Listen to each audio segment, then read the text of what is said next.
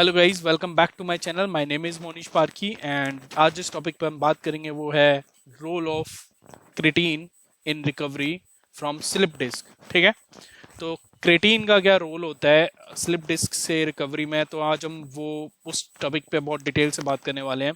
आपको पता होना चाहिए कि क्रेटीन हमारे लिए हार्मफुल है या फिर बेनिफिशियल है, या अगर बेनिफिशियल है तो किस लेवल तक हमें इसे लेना चाहिए, हम अपनी बॉडी में कैसे पता करते हैं कि हमारा क्रिएटिन का लेवल अभी कितना है। ये सारी चीज़ें मैं आज आप पे डिस्कस करूंगा। ठीक है, तो इससे पहले मैं शुरू करूं, मैं आपको एक इन्फॉर्मेशन देना चाहता हूँ। I have shut down my insta I D because people are pinging me over there and they are asking me unnecessary questions, and my personal life was getting disturbed because of that, and I was not able to focus on my life. And they are also like keep abusing. Some of the peoples are like mocking me, and that मेरा मजाक उड़ा रहे थे कि चीज़ें सही से नहीं बता रहे हो, ये हो गया वो हो गया। ठीक है, मेरे को जैसा भी ठीक लगता है, जैसा मेरे को ठीक लग रहा है गाइडेंस करना या अपनी जर्नी बताना, ठीक है, गाइडेंस भी नहीं कहूँगा, वो मैं बता रहा हूँ जो जो मैंने किया। अगर आपको पसंद नहीं है, आपको समझ में नहीं आ रहा, you can leave that channel and you can go to any surgeon और any physiotherapist in India, and I am not responsible for you guys. ठीक है, तो इंस्टा पे अब आप मेरे को कांटेक्ट नहीं कर पाओगे। मीनवाइल जो लोग मेरी कम्युनिटी चैनल को ज्वाइन किया है, around 3 to 4 peoples who has ever just join, उनके लिए कल मैं एक ऑनलाइन फीड रखूँगा अराउंड 12 बजे। तो people who have joined my channel, they can join my online stream at 12 PM sharp. ठीक है, 12 बजे कल मैं ऑनलाइन स्ट्रीम ऑनलाइन आ रहा हूँ। मैं एक बार शॉर्ट बना के डाल दूंगा, तो आप चारों लोग मुझसे कनेक्ट कर सकते हो एंड अपने क्वेश्चंस ऑनलाइन डायरेक्टली पूछ सकते हैं। मैं आपकी मदद करने की पूरी पूरी कोशिश करूंगा और आपके क्वेश्चंस का आंसर देने की मदद करूंगा। ठीक है, और मीनवाइल जो लोग शक कर रहे हैं कि आप रिकवर नहीं हुआ, आपकी MRI रिपोर्ट आपने नहीं डाल रखी है, तो भाई मैंने बहुत सारी चीज़ें डाल रखी हैं। अगर आप देखोगे तो आपको बहुत सारी चीज़ें मिलेंगी, और अगर आप नहीं देखोगे तो आपको कुछ नहीं मिलेगा। ठीक है, अपार्ट फ्रॉम दैट मैं यहाँ पर किसी की स्पून फीडिंग कराने नहीं आया, ना ही मैं डॉक्टर हूँ और ना ही मैं फिजियोथेरेपिस्ट हूँ। मैंने अपनी जर्नी बताई है, मैंने कौन सी एक्सरसाइज करी है, क्योंकि जो मुझे लगता है कि इंडिया के फिजियोथेरेपिस्ट जहाँ पे मार खाते हैं, वो चीज़ आपको अवॉइड करनी चाहिए। मैं बस वो लेकर आना चाहता था कि लोगों के अंदर एक समझ आ जाए कि यस, विदाउट सर्जरी इस डिसीज से या इस इंजरी से रिकवर कर सकते हो। ठीक है, मीनवाइल जो जो चीज़ें जो जो नॉलेज मैंने इस ड्यूरेशन में हासिल करी थी, वो मैं आपके साथ शेयर कर रहा हूँ, ताकि आप भी वो नॉलेज अपने पास रख के आप अपने प्लान बना सकें और अपनी चीज़ों को मेंटेन कर सकें to recover from this injury. तो उसी की जर्नी में एक सिंपल सा एक प्रेजेंटेशन मैंने डाली है, बनाई है। क्रिटीन का रोल क्या होता है और हम लोग किस किन टेस्ट से, बॉडी में कौन कौन से टेस्ट होते हैं, या फिर हमारी बॉडी के ऑर्गन्स को कौन कौन से ऑर्गन्स को इम्पैक्ट करती है, तो वो सारी चीज़ें मैं इसमें बताऊंगा। ठीक है, शुरू करते हैं। तो भाई सबसे पहले जो क्रेटीन का रोल होता है, ATP रीजनरेशन। ATP क्या होता है, मतलब एडेनोसाइन ट्राइफॉस्फेट। ये बेसिकली क्या होता है, एनर्जी जनरेट करते हैं, एनर्जी होती है सेल के लिए। ठीक है, एक्सरसाइज जब हम करते हैं तो उस ड्यूरेशन में हमें इसकी जरूरत पड़ती है। ठीक है, और क्रेटीन जो होती है ना, वो हमारी मसल्स में स्टोर होती है एज अ PCR, फॉस्फोक्रोटीन बोलते हैं इसको, PCR को शॉर्ट में। ठीक है, और इसका प्राइमरी काम क्या होता है, एनर्जी रीजनरेशन का। मतलब अगर आपकी बॉडी एग्जॉस्ट हो रही है एनर्जी करते टाइम, तो आप क्रेटीन लेना शुरू करिए, आपकी बॉडी को कम एग्जॉशन होगा, कम आपकी बॉडी पे लोड पड़ेगा और आप अच्छे से एक्सरसाइज कर पाओगे। ठीक है, अब होता कैसा है, आप जब एक्सरसाइज करते हो ना, तो फॉस्फोक्रेटिन क्या करता है ना, ये फॉस्फेट ग्रुप से ADP को तो ये जो फॉस्फोक्रेटिन होता है, ये टूट जाता है ADP में, और ADP जनरेट करती है ATP। ठीक है, तो एडिनोसाइन ट्राइफॉस्फेट।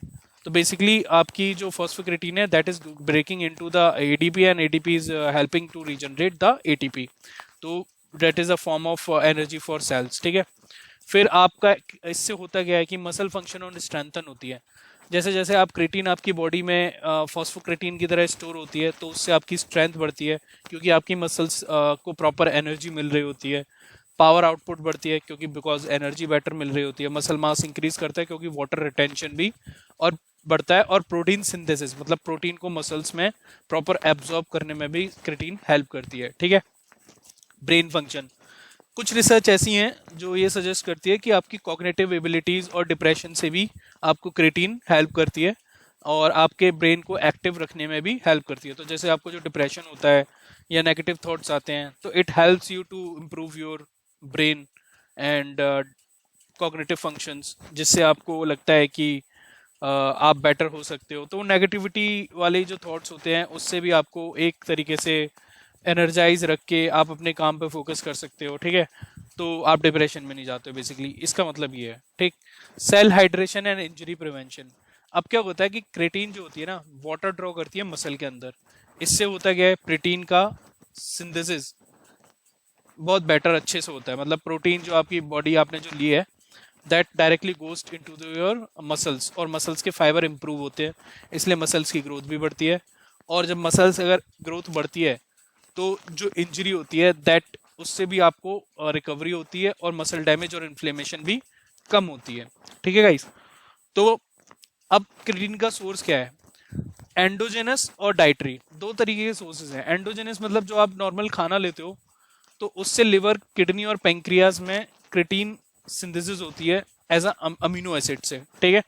तो जिसमें भी ऐसा फूड कंटेंट जिसमें हाई इन NH3 है, मतलब नाइट्रस कंपाउंड जिसमें ज़्यादा है, अमीनो एसिड ज़्यादा है, जैसे प्रोटीन जो आप लेते हो, ठीक है। तो वहाँ से सिंथेसिस करते हैं ये तीन ऑर्गन, लिवर, किडनी और पेंक्रियाज, ठीक है। और dietary animal based protein, red meat, goat या फिश, या फिर आप प्रोटीन सोर्स ले लो या चिकन ले लो, ठीक है। तो इस तरीके के फूड से, और क्या बोलते हैं, एंडोजेनस आपके जो सबस्टांस होते हैं, इन बेसिस पर आपकी प्रोटीन मिलती है आपको बेसिकली बॉडी में। ये चीज़ आपको बहुत इजी से समझ में आ जानी चाहिए, ठीक है।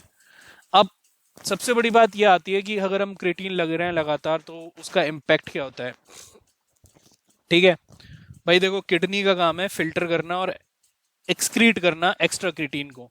अगर आपकी बॉडी में एक्स्ट्रा क्रिएटिन जा रही है, तो किडनी क्या करती है, उसको फिल्टर करती है, ठीक है। तो किडनी उसको फिल्टर करती है, और अगर एक्स्ट्रा क्रिएटिन आप ले रहे हो, तो किडनी पे एक तरीके से एक्स्ट्रा लोड बढ़ेगा to filter that extra creatine, ठीक है।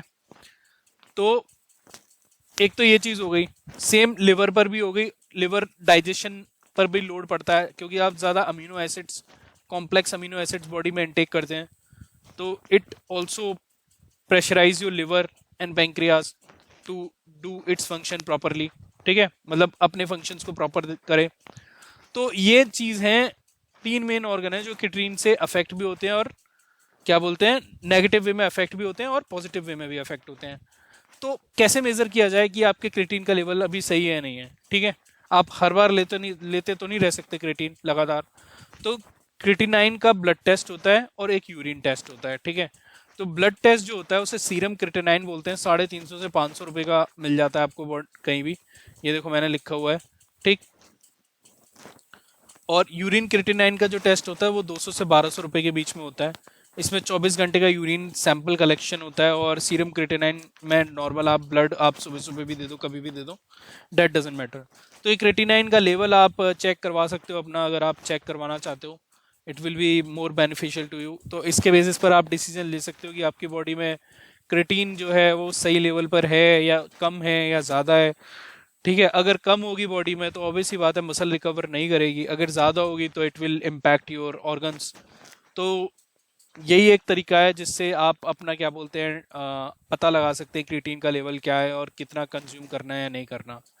आई होप आपको ये वीडियो समझ में आई हो। बहुत छोटी वीडियो बनाई है, नॉलेजेबल वीडियो बनाई है, and for those who are liking my videos, thank you guys, and those who thinks that the videos are not useful for them, they can leave this channel. I don't want any negativity here on this group, because I am here for a positive action. And gym की detailed videos से मैं mostly gym की जो videos हैं, जो इतनी मैंने 3 to 4 weeks की जो वीडियोस डाली हैं, I have already given the schedule of the videos. अगर आप ये चाह रहे हो कि मैं जिम की वीडियोस को बना के डालूँ कि किस जिम को एक्सरसाइज को कैसे करना है कैसे नहीं करना, तो I can give you idea regarding that bye uploading bye voice over, ठीक है। तो उस तरीके की मैं वीडियोस डालना शुरू कर दूंगा। And meanwhile, thank you guys, and have a nice day, and best of luck for your recovery. Thank you guys.